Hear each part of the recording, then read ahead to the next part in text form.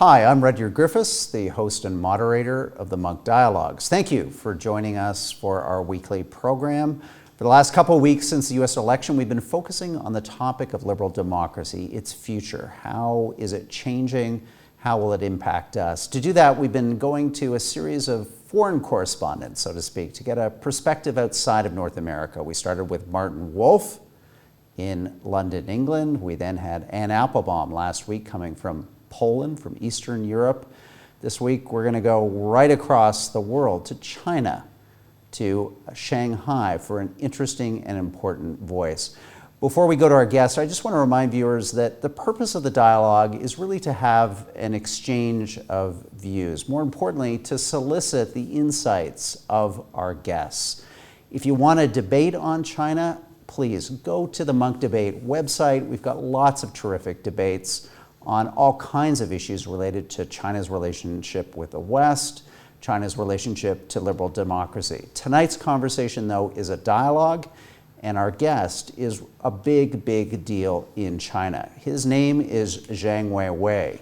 He's a professor of international relations at the Fudan University in Shanghai, one of China's most prestigious universities, focusing on international and global affairs.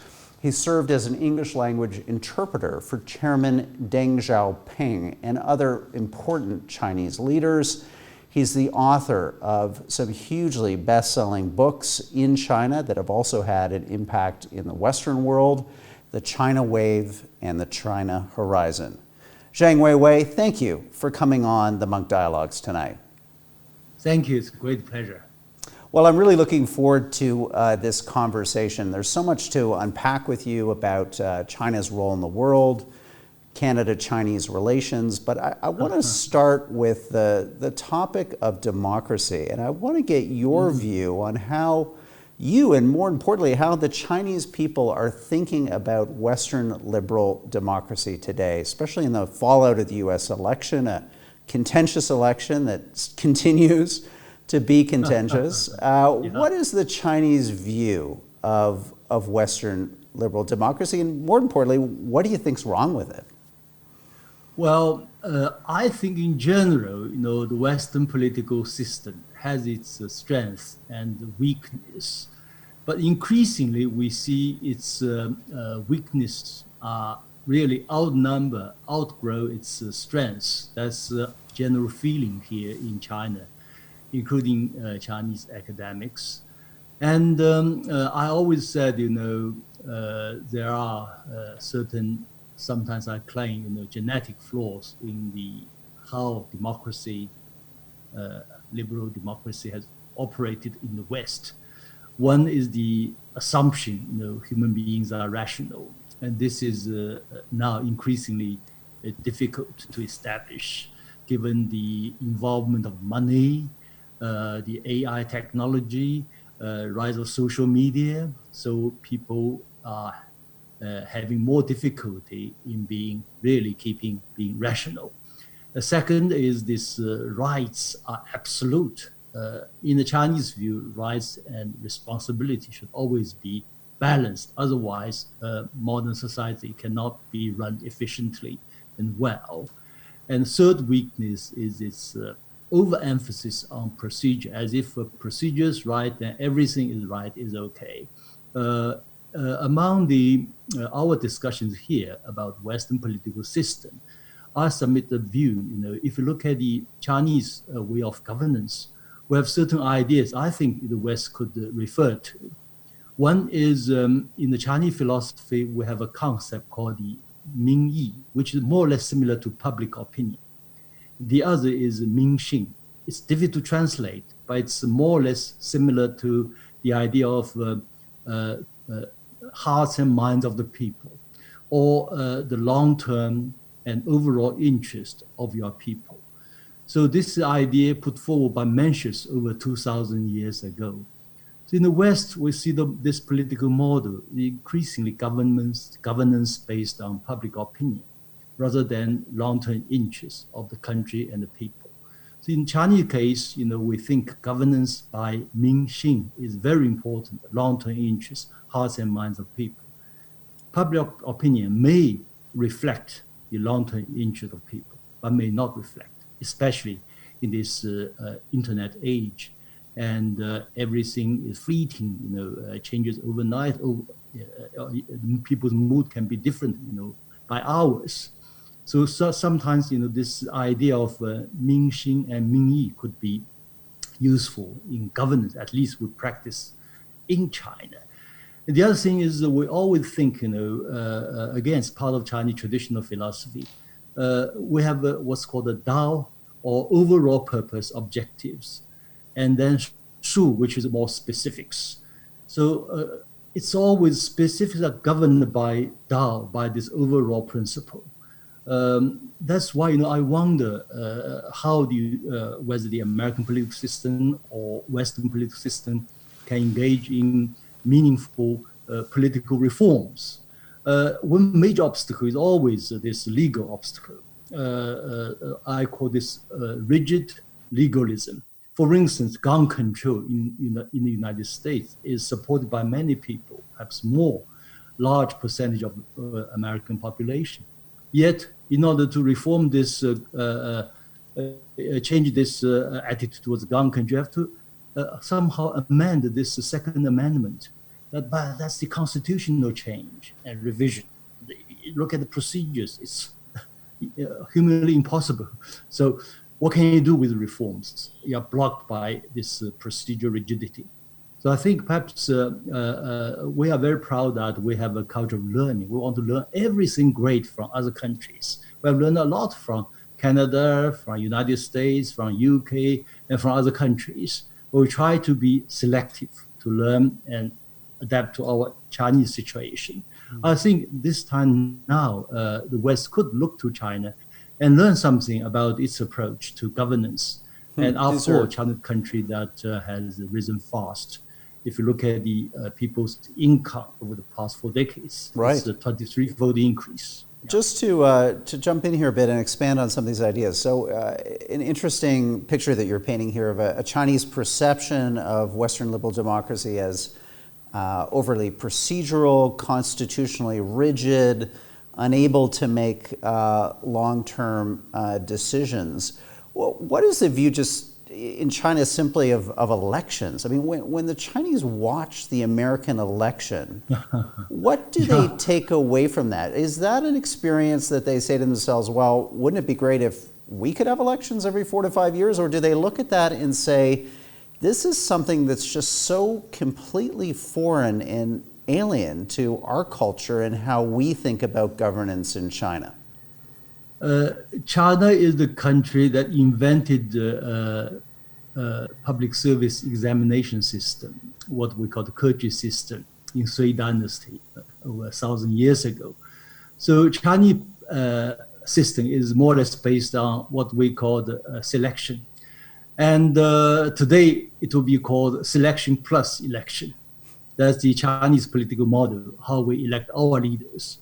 And overwhelming emphasis is placed on your performance prior to your current position.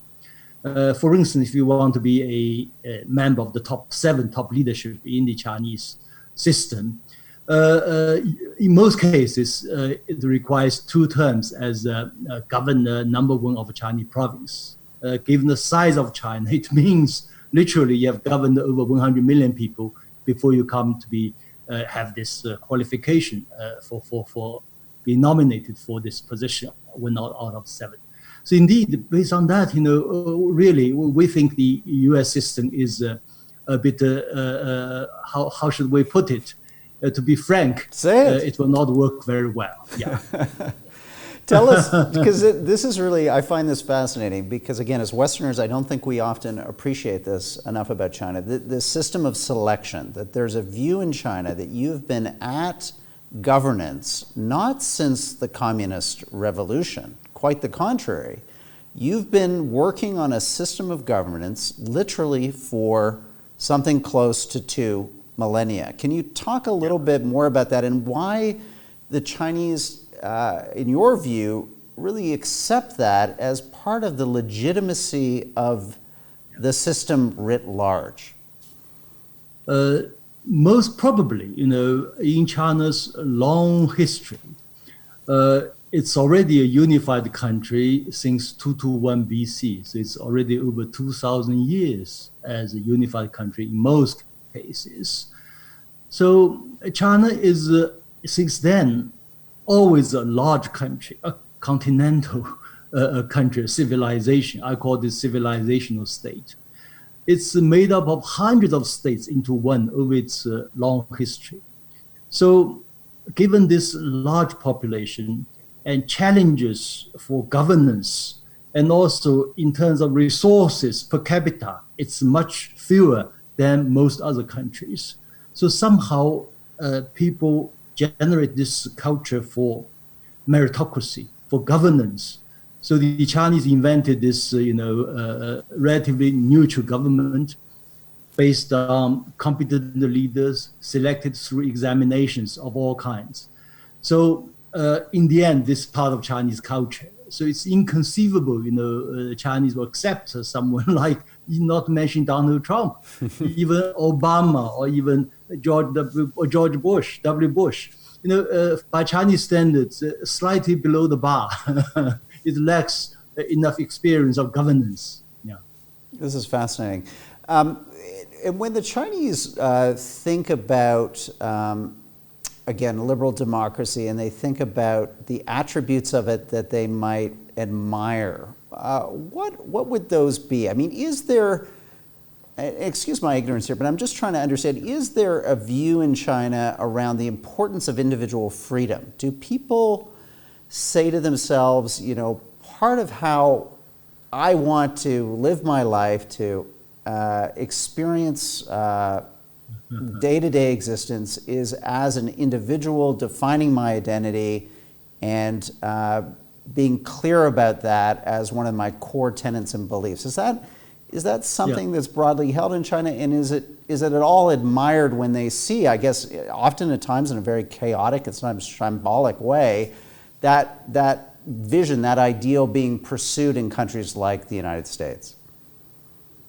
Yeah, for Chinese, really, it's sometimes, mind-boggling why the Western values give top priority to so-called freedom. It must be the reason that they did not have enough freedom for a long time. When they have this freedom, they cherish it. In China's long history, if you look at the land system, people can buy and purchase land in most cases. So economically, it's freer than the same period of time in Europe. And we have a saying, because it's a continental country, the saying is, it's an ancient saying called the emperor is far, mountain is high and emperor is far away. And individual freedom is immense, So we just wonder why this can be a top priority in the Western culture. We did some interesting surveys among the Chinese societies, whether it's Hong Kong, Singapore, Taiwan, or Chinese mainland. If you list the priorities of values, let's suppose there are so-called universal values. But due to cultural differences, there are certain priorities in the mind of people. In the case of Chinese culture, social order is always the top one priority. In the United States, we check this study, it's always the freedom of speech. And although we all know in a politically correct society, freedom of speech is quite limited, especially in daily life, not to mention political life. Tell us about the view in China of movements like Black Lives Matter and the kind of reckoning on race that we're seeing here now in North America, to some extent in Europe. What is the view in China of this struggle in the West to try to reconcile minorities with the majority and to try to unsuccessfully at times, but nonetheless to try to integrate minorities into a dominant Western culture in ways that allow those minorities to sustain their traditions, their values, their interests and beliefs? What's the Chinese view on that? No, this is a challenge for the Western societies, especially for the United States. I think it's more than just a racial relationship. It's also economical. I've been to the United States many times, and very often this racial divide is also based on where you live, where your residence is, where your education is received, and where your job is. So all these are deeply entrenched. So I think there must be tremendous effort to really establish a kind of harmony or relationship between different races, ethnic groups. And indeed, for over, quite a few decades, say in the American society, in many other Western countries as well, you find this identity politics, which is divisive. I remember having a conversation with Professor Stiglitz, Nobel laureate, just 1 month ago. We discussed the need for this kind of reform in racial relations. And then he mentioned this success example of American reforms in the 1930s, 1960s, Great Deal and the Great Society, etc. I said, at that time in the United States, the middle class was expanding, was growing. So middle class was the driving force for these social reforms. But today, middle class in the United States is shrinking. And then with this identity politics, middle class is very much divided. So it's more difficult to reform now. It's a huge challenge for the Western societies now. Yeah. There's so much I'd like to spend the whole hour with you, but I'm not going to be greedy. I'm going to have to go to audience questions here because we've had a lot for you, Weiwei, in anticipation of this broadcast, and also as we're live here, people can send their questions to us. We'll get that question email up for you on the board, dialogues@monkdebates.com. Send those questions in, and we'll put them to our distinguished guest. Weiwei, the first question comes from Tom. It was emailed in, and I'll read it to you. It says, in the West, we generally have one opinion of a country and another opinion of their present government. I think of China this way too, i.e. a country with a rich, long history and a relatively recent turn to communism.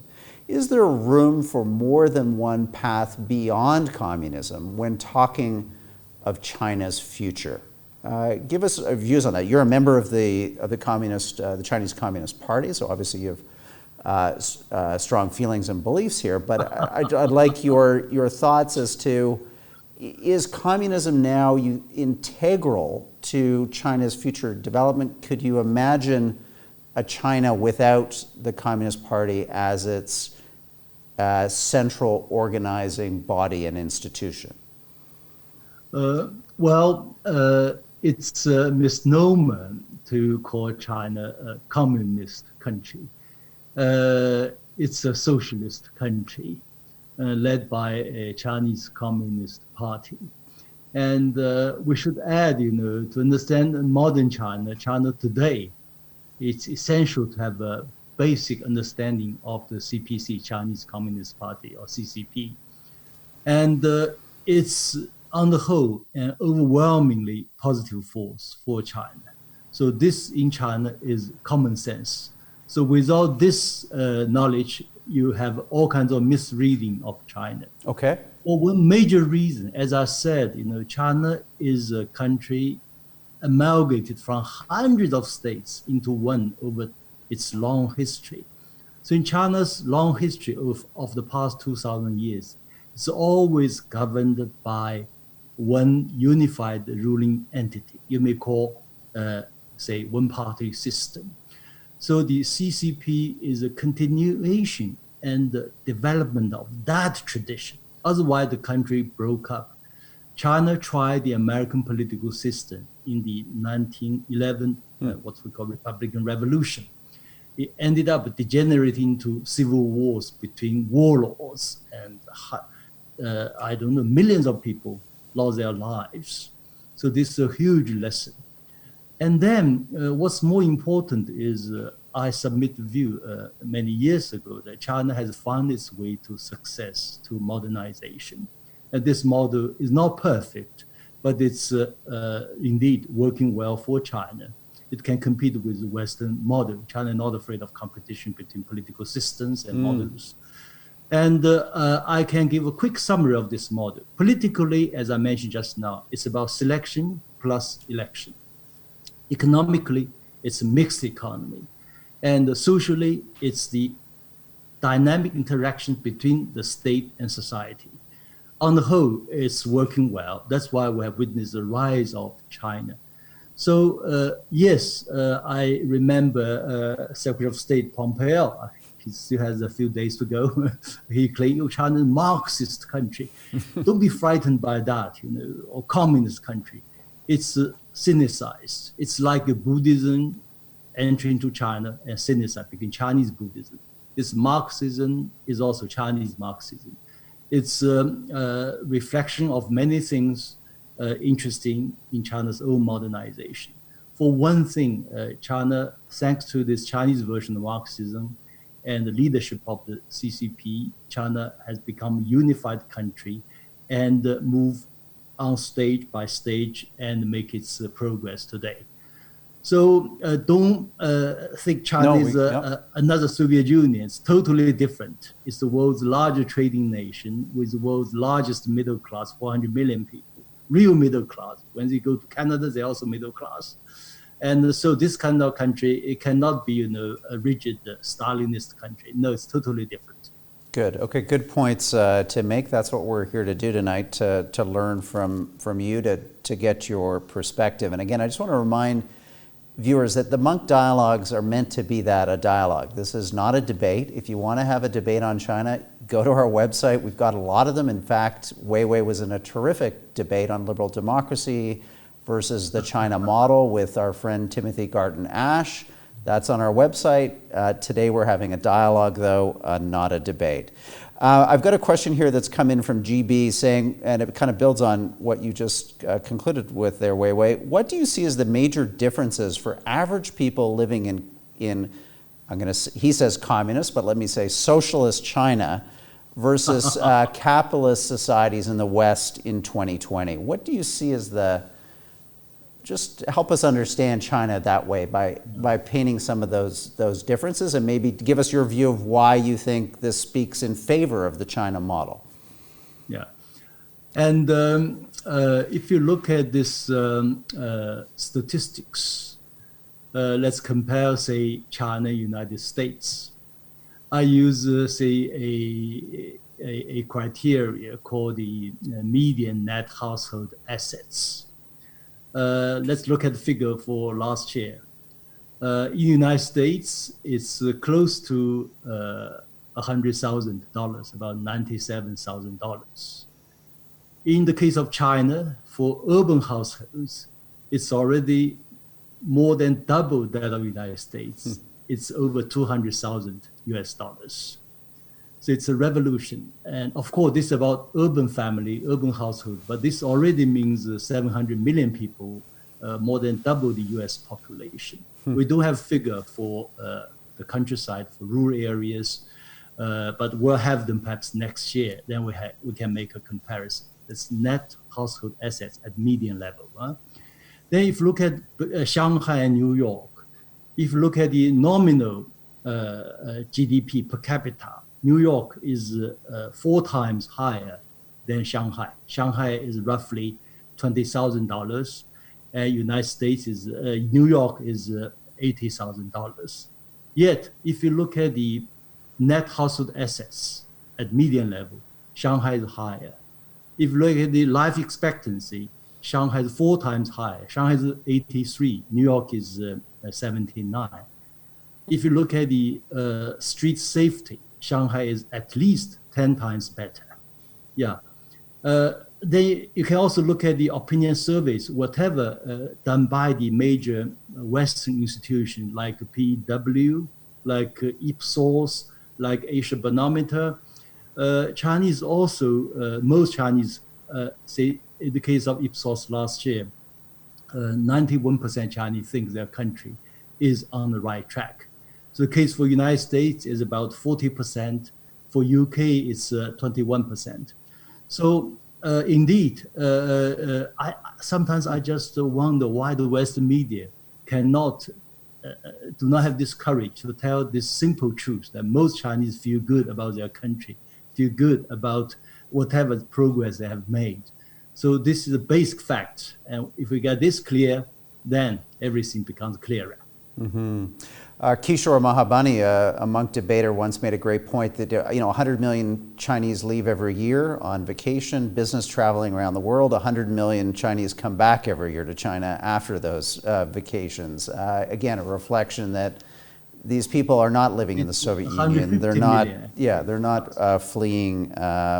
For reasons that we understood obviously existed for people behind the Iron Curtain. Here's a question from Alan. It's a challenging one. He's asking, it's difficult to ignore the charges that the Central Chinese government is engaging in large-scale oppression of its Turkic-speaking Uyghur population. What does this approach to internal governance say about Chinese values and, by extension, the Chinese model? Could you talk to us about that? I mean, it gets a lot of coverage here in the Western media. Most Chinese don't buy this assertion. We think it's Western propaganda, maybe more or less created by CIA and its associates. And from Chinese point of view, the United States has already made a mess of Iraq, made a mess of Iran, made a mess of Afghanistan, made a mess of Syria and Libya. Now they want to make a mess of Xinjiang and Hong Kong. We will not allow this to happen. Yeah, and given the so many terrorist attacks over the past many years, certain temporary restrictions are understandable. That happens in all law-abiding countries. And yet you look at the tremendous progress in Xinjiang. Over the past 3 years, not a single terrorist attack. This is great. And last year, we witnessed 200 million tourists go to Xinjiang, unprecedented in Xinjiang's history. So with this kind of broad picture, you will see better, understand. And also try to make another point of view. If you look at the level of modernization in Xinjiang, it's more developed than all its neighboring countries in Central Asia. Eventually, hopefully, perhaps within 10 years or slightly longer than that, Xinjiang may become the most developed economy in a region or in the world where Islam plays a predominant role. So that will be tremendous of contribution that Chinese and in Xinjiang can make to the international community. Yeah. Just to build on that, I mean, the Islamic world needs a modernized country, super modern economy. Yeah. In the West, there's a thing we like to tell ourselves, and it's partly true, certainly, that diversity is a strength, that we like to live in pluralistic societies where different cultures coexist. You had previously talked in this interview, our conversation with you, about the diversity of China, its regional diversity, its cultural diversity. How do the Chinese think about diversity internally? Is it something that's celebrated, or is it something that's seen as an obstacle to the progress of the state and the progress of China writ large? Actually, both Western societies and Chinese society are pluralistic by culture and by social history. China is a very diverse country. We have 56 ethnic groups. And I remember in my debate with Professor Ash, I mentioned, China's civilizational state. If you look at the cultural differences between a typical guy from Shanghai, Shanghainese, and Pekingese and Cantonese, in fact, this gap could be larger than typical French, typical German, and typical Englishman. Yet we live under one civilization over thousands of years. So people appreciate this kind of diversity. And we see this diversity in harmony or harmony in diversity. And also the Chinese culture, I think one great thing about Chinese culture is this level of moderation. It's unlike the West. You assert your rights. It's absolute. No whatever concession. The Chinese thing is there must be limits. There must be rights and responsibility. So the Chinese culture is diversity in unity. The country is very diversified, yet it's also a unified country. So we are good at this. In French, we say mélange, everything in one, but in one is important. This diversity makes things splendid.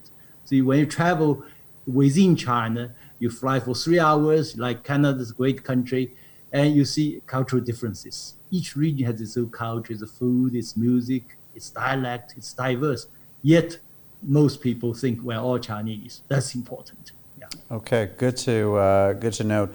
A question here, shifting our conversation more to China's relationship to the world and vice versa.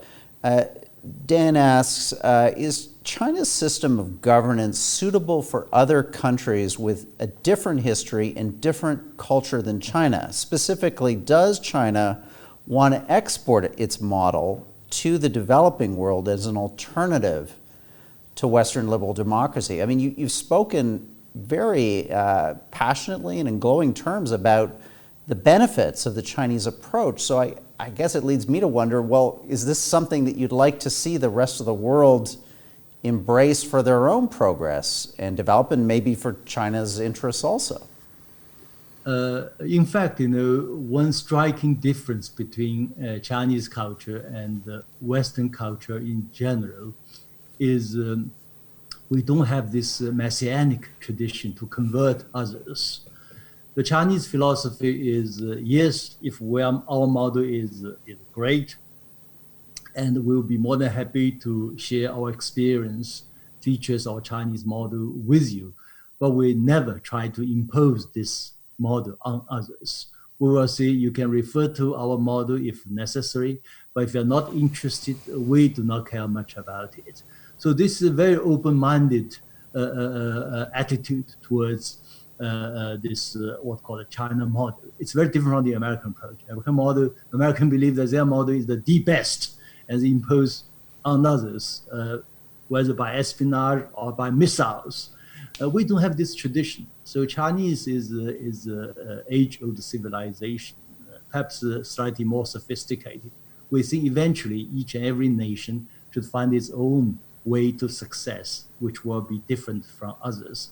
But once you are successful or relatively successful, many other countries will look to you for some kind of help or even guidance. That is happening. In Africa, you see this slogan called looking east, looking to China. But that's not something China imposed on others. We're not interested. But indeed, if we share experiences and what we call the selective learning, Chinese have learned so much from the West, but selectively, not blindly copy the Western system. That will be okay. Yeah.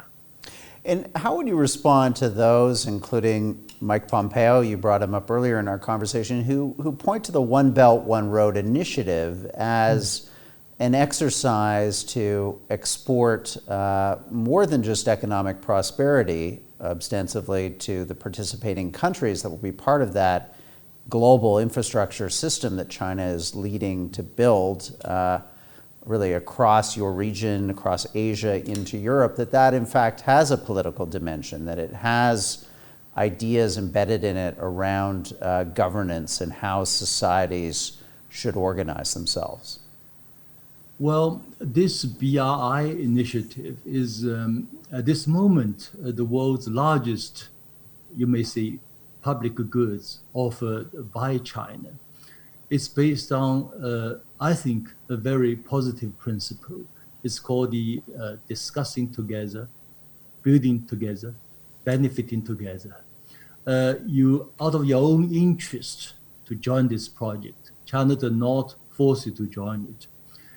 Behind this is a huge gap in the developing world with rich countries. there is a huge shortage of infrastructure, from roads, railways, airports, to all kinds of telecommunications, IT technologies.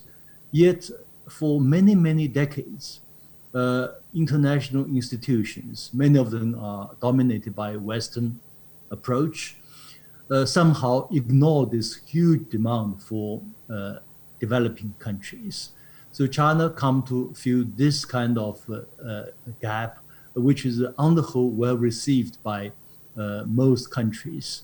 I hope that the other countries will also join. Actually, some European companies, some American companies also join these projects. It's indeed a platform. And of course, in the process, certain countries say, well, come to help us because you have a great idea of these industrial zones. Can we also learn something to set up some zones here in our country? And China tried to help. And also China is good at make plans. Some country will say, well, help us with the planning. Actually, these are open for all countries, but China somehow is appreciated by other countries for that. So if you think this is the expansion of Chinese political role, why not? So this is only normal. It's between states on sovereign rights. China respects their sovereignty. China does not impose its view on other countries. So this is also business as well. Yeah. So I don't see any problem with that. Don't politicize everything. One secret of China's success is in the West, it's started with the British, what we call the divide and rule. Mm-hmm. You always have good guy, good country, bad country, then opposing each other. The Chinese philosophy is unite and prosper, whether within China, in the international community. We said to Africans, unite, African unity, we support. Southeast Asia, ASEAN, unite, the more united, the better. So this is not the mentality of a colonialist, imperialist. This is mentality of international community. Yeah. Great, thank you. Tamara has a question for you. She asks, this is emailed into us, China has antagonized many in Europe, Asia, and North America with its, quote, wolf pack diplomacy. I'll let you characterize what that is. Why does a strong and secure nation behave like this? And I guess it's going to, we've seen a bit of that here in Canada too, Weiwei, a much more assertive tone, to put it politely, on the part of Chinese officials. How do you characterize that? How should we interpret it? Is it important? No, as a Chinese, we are used to being lectured by the West and by the Western media. Fair so point. Perhaps the West should also get used to a bit Chinese lecturing back. Here, okay. If that's the wolf-like diplomacy, I don't know. Maybe their approach could be more sophisticated. Right. But on the whole, I think China's position on international affairs are appreciated by most countries, not by many Western countries, but the Western countries are a minority in the world, in international community, although their influence is big. If you look at the United Nations debate on human rights, Human Rights Council, even on the issue of Xinjiang, issue of Hong Kong, most members support Chinese position, usually more than double the numbers supporting the Western position on these issues. Okay. Good answer. Greg asks, it's terrific. We're getting through a lot of questions here, Weiwei. I really appreciate that. Greg, no problem. Greg asks you, Donald Trump changed U.S. politics on China from a consensus on cooperation to a consensus on rivalry. Do Chinese thinkers see this change in U.S. attitudes as permanent, transitory, or irrelevant to China's growth? That's a great question, Greg. Thank you. Yes, it's a very interesting question. From my point of view, whether it's consensus on rivalry with China or opposing China in many fronts, or even this new Cold War, so-called, I think ultimately, the two countries like China and the United States must find a way for peaceful coexistence and cooperation. I look at this political agenda for Joe Biden. He made in his campaign speech. He said 4 major challenges for the United States: unprecedented economic recession, unprecedented pandemic, unprecedented climate change, and also unprecedented racial divide. Now, on racial divide, we cannot do much about it. But on the other three fronts, pandemic, economic recession, and climate change, the United States needs China's help.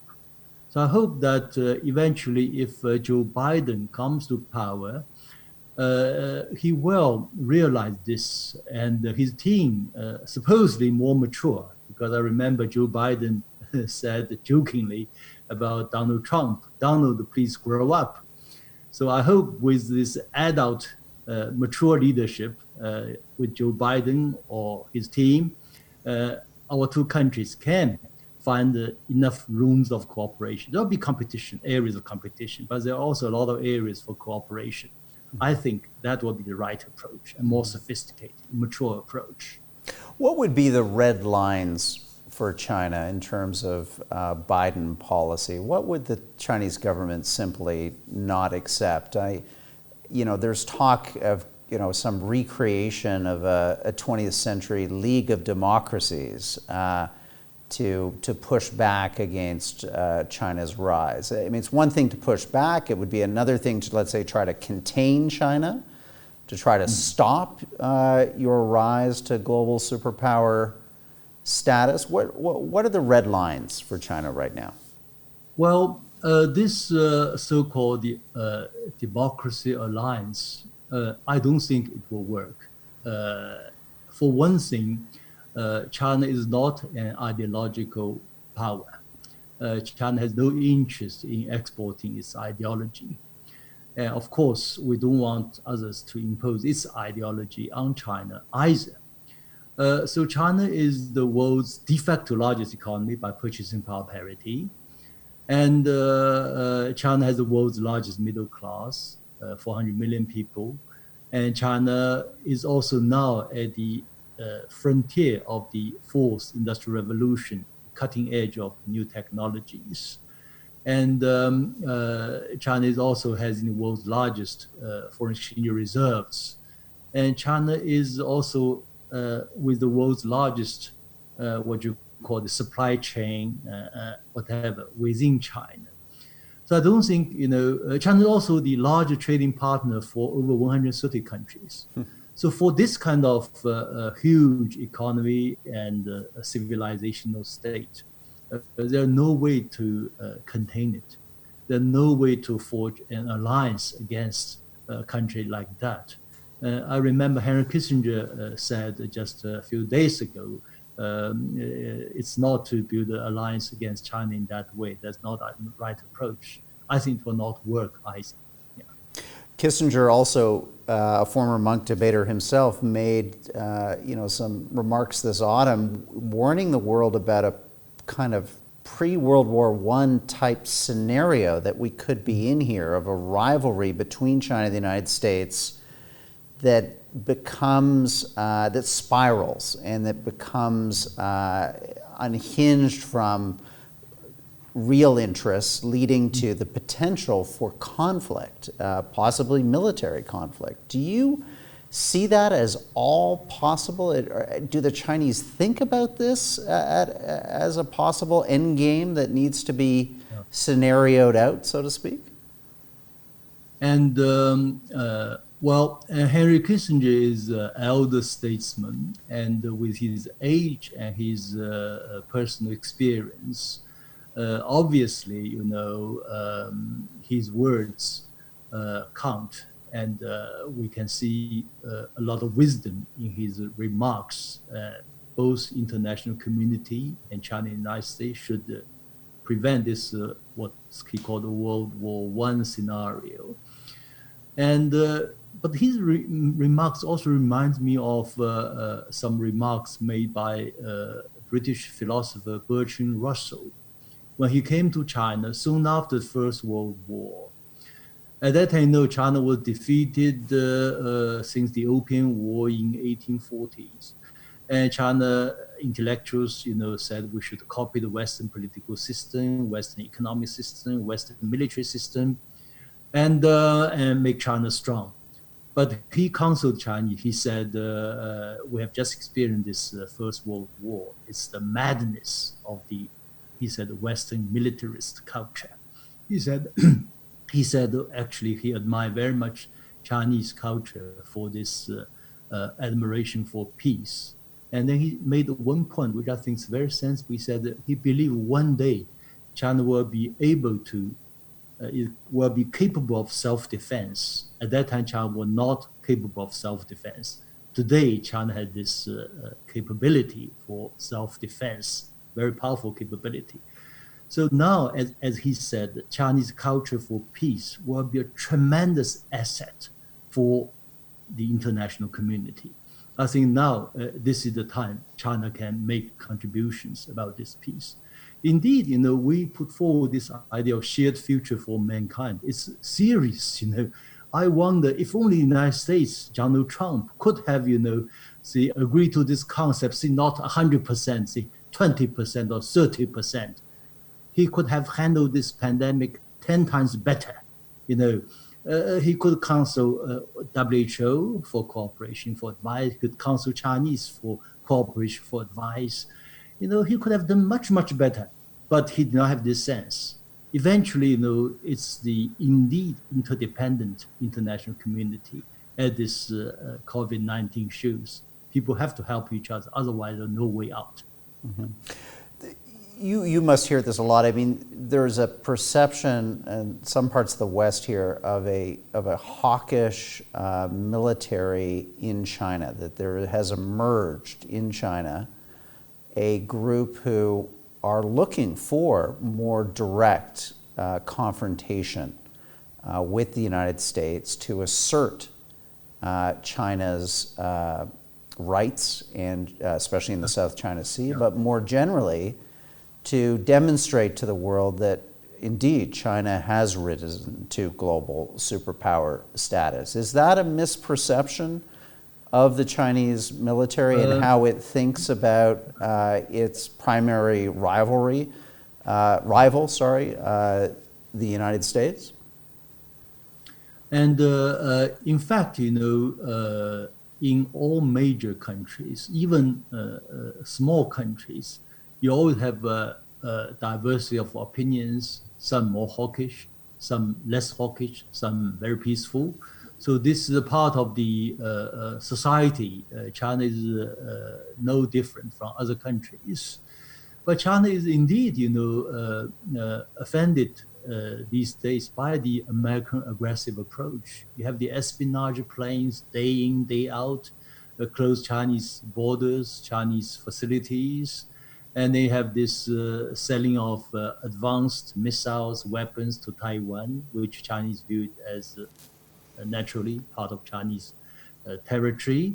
And so all these kind of aggressive gestures really offends China.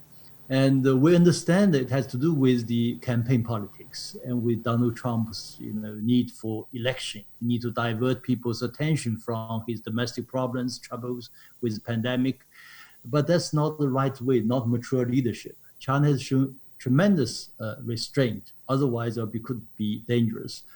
China is a nation which has a long tradition of admiring for peace. For instance, we build great walls rather than invading other countries.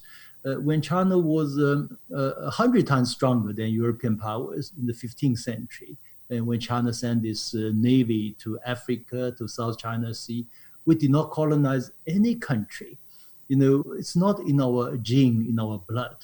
We think people can coexist peacefully rather than bullying each other, strong bullying the weak. That's not our mentality.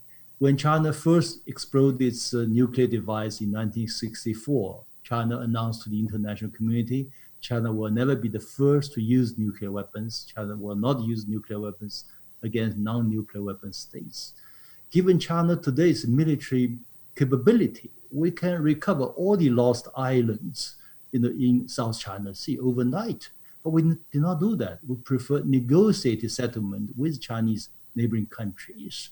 If you look at the United States, in the late 19th century, when the United States became the largest economy in around 1890s, the United States launched this war against Spain and occupied Cuba and Philippines. So Chinese approach is very different. We prefer we are very cautious on the use of military power. This is based in Chinese old philosophy Sun Tzu. You must be very cautious on matters of war. And so this is good for international community.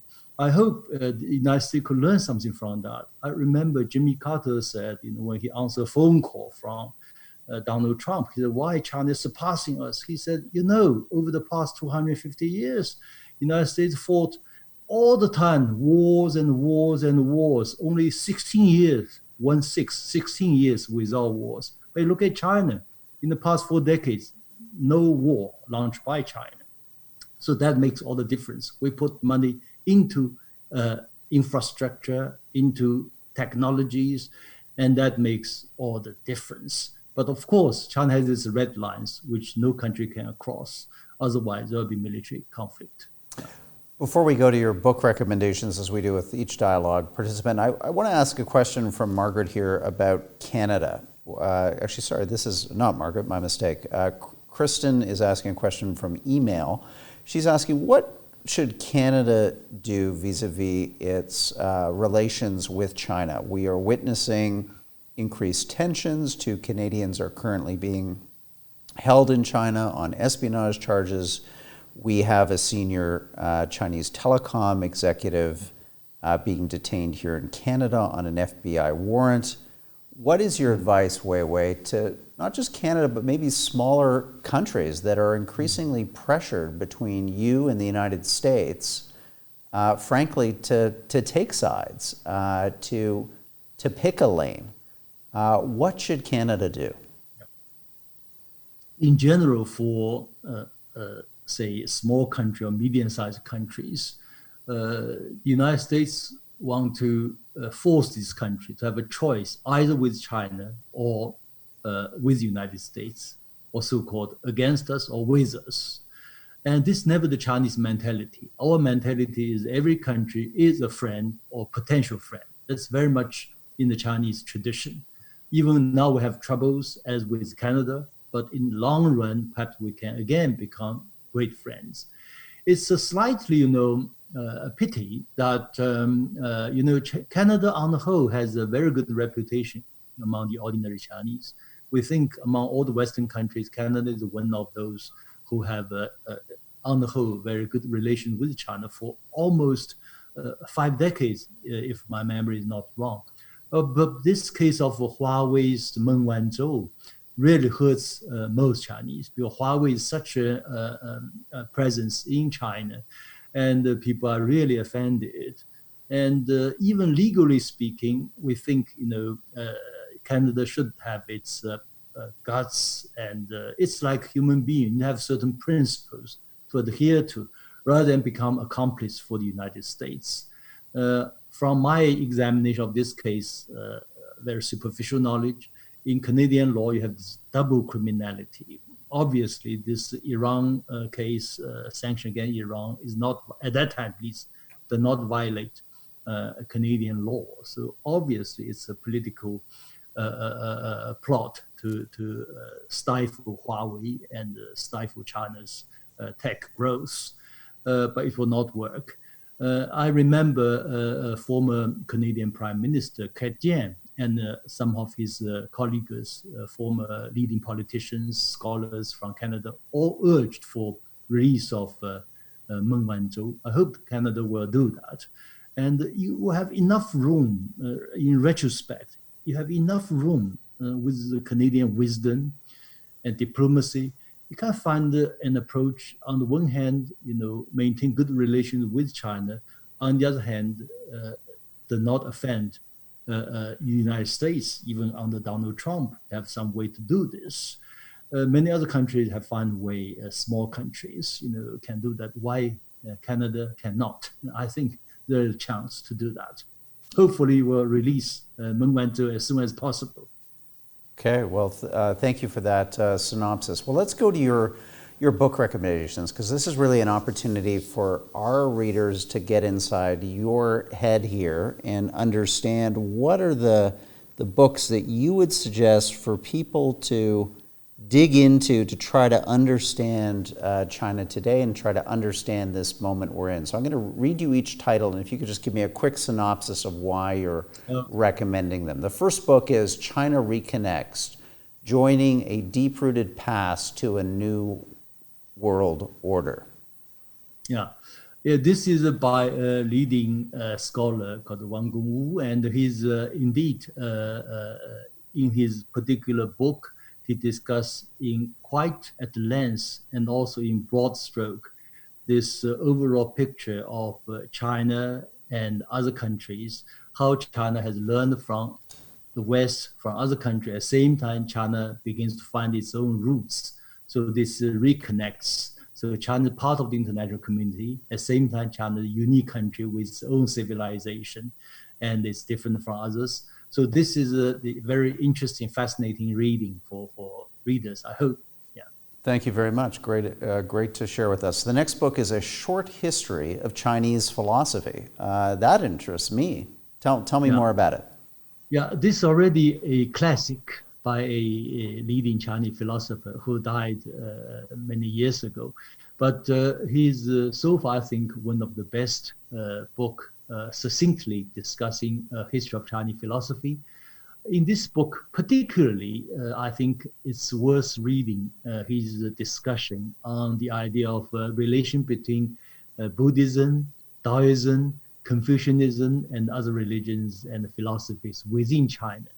So one striking feature in Chinese cultural tradition is what we call the different religions can exist simultaneously, coexist, and borrow from each other. So China, one of very few countries in the world that without it did not have experienced major religious conflict or religious wars. So different religions coexist and collaborate with each other. That's what we call the diversity in harmony. Yeah. Great. And your final recommendation is Redefining a Philosophy for World Governance. Yeah, this is also by a contemporary Chinese philosopher, Zhao Tingyang, and his idea of discussing this Chinese old idea called Tianxia, all under heaven. And this is at least illuminating for others to know the traditional Chinese thinking and how the Chinese thinking can be brought into the contemporary international relations and international systems. In other words, different countries, different political values, different political systems can all exist and then borrow ideas from each other, learn from each other, and then all under heaven. It's a tremendous proposition for peaceful coexistence and development. Yeah. And Weiwei, these books are all available through our book partner, Indigo. Just go to the indigo.ca website. You can also see other recommendations and Weiwei's books in English that you can purchase, The China Wave and The China Horizon. Weiwei, I really want to thank you for this conversation today. Canada-Chinese relations are at a moment of tension, but just in this dialogue, I think there's so much from us to learn from each other. There's so much, frankly, for me to learn about China and how the Chinese are thinking about this moment that we're all living through, the big challenges that are facing us globally, internationally, and as fellow citizens of our respective countries. So I just want to thank you for the civility and the substance with which you've engaged in your dialogue with us tonight. Thank you, Riyadh, for your very kind invitation and for our very fascinating dialogue, which will go well with, hopefully, a Chinese international audience. Thank you very much. Hey, thank you, Weiwei. We'll talk again soon. That was Zhang Weiwei from Shanghai joining us live for this Munk Dialogue. I want to remind our viewers that we will have right now, in just a matter of minutes, a post-dialogue Q&A with our membership with Janice Gross-Stein of the Munk School of Global Affairs. She's going to give a Canadian perspective on the challenges and opportunities that Canada faces vis-a-vis its relationship with China. You can sign up for that dialogue right now if you're not a member by simply going to our website, www.monkdebates.com/membership. You'll get an automatic link to where you can click on and watch the dialogue. We'll also put that link for the registration in a post on our Facebook page now. So thank you. Join, become part of that dialogue. I also want to remind viewers we have some terrific dialogues coming up shortly. In the next week, we have historian Ian Morris, a big thinker on global history, world history, certainly on China, the rest, and the West. We're going to have a far-reaching conversation with a fascinating thinker, Ian Morris, next Wednesday, December 2nd at 8 p.m. Finally, just to acknowledge the great organizations that make all of these dialogues possible. First and foremost, the Peter and Melanie Munk Charitable Foundation. They are the engineers, again, the driving force behind these dialogues and the Munk Debates. Our presenting sponsors, Onyx and Gluskin Sheff, thank you. Our supporting sponsors, Torrey's LLP, Bond Brand Loyalty, and Cassette Media. And our partners taking these dialogues across Canada and around North America, CPAC, GEM, Facebook, Indigo, NPR, PBS, WNED Buffalo, Canada's national newspaper, the Globe and Mail, and Antica, our podcasting partner. Ladies and gentlemen, thank you for being part of this dialogue with Zhang Weiwei. More interesting and thoughtful conversation in the weeks to come. Thank you for being part of our community.